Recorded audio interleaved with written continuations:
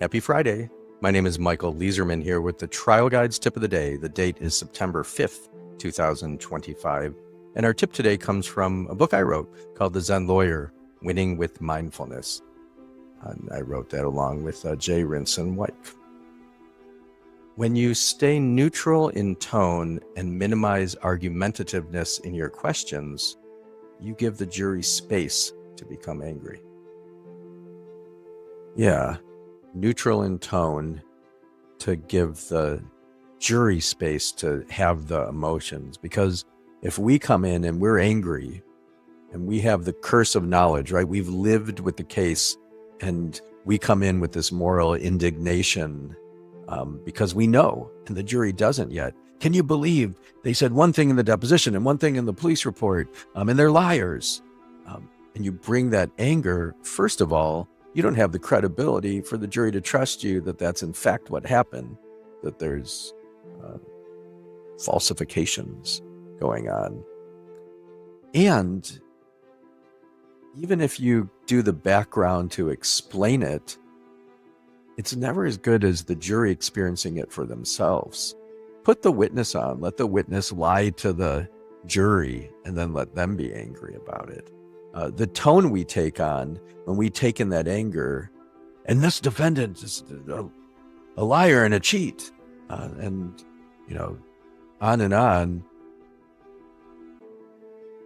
Not only doesn't it create kind of a great energy in the courtroom,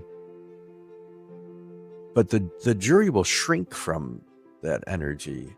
So by remaining neutral, and this is a sophisticated argument, it's something that you have to really practice and experience to understand the power of it.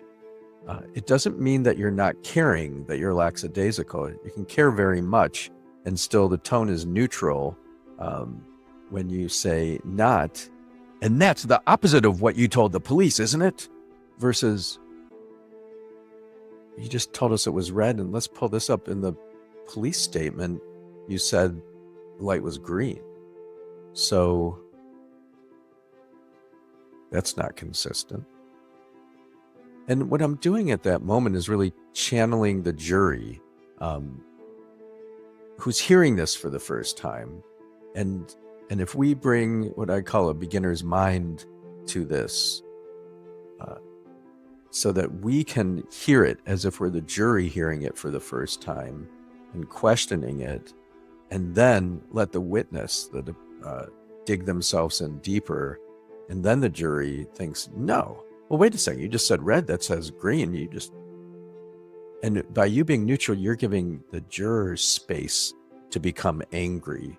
They're actually now rooting for you. They want you to go in and beat up on that person. And by you exercising restraint, just helps increase their anger and their interest, and they're voting for your client. So this is something that is very difficult for many lawyers. I like to practice it by doing a focus group where I'm the neutral. I have other lawyers present the plaintiff and defense side, and then I'll do either a group focus group or individual interviews are great, where the participants don't know that I actually have a side in the case. And I see, what can I do to push them to the defense? What can I do to push them to the plaintiffs? Can I have a conversation with them that's a rational conversation that doesn't sound like me pushing my view down their throats?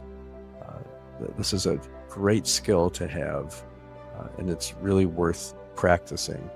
It's really jury selection, this idea of being able to talk to people without arguing your case, right? We're not supposed to do that, and I don't think it's effective.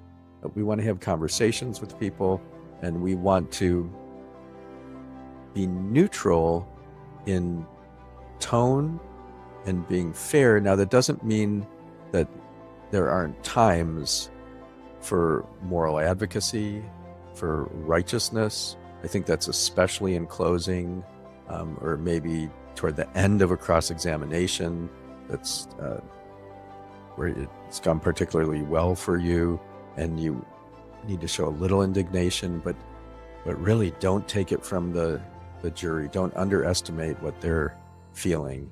I'm not saying to be a robot and not have feeling. You can have feeling. It just doesn't have to be over the top.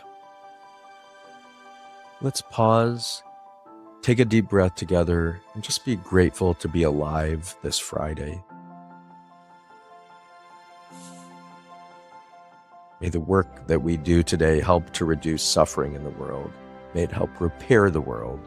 May we fiercely and compassionately advocate for our clients' causes. I'm going to ring a bell 3 times now. This can take you to whatever place is sacred to you, a place of meditation, a place of prayer, or just let the sounds wash over you and remind you it's Friday. Go out, do good things, and have fun while you're doing it. Have a great day. Have a great weekend.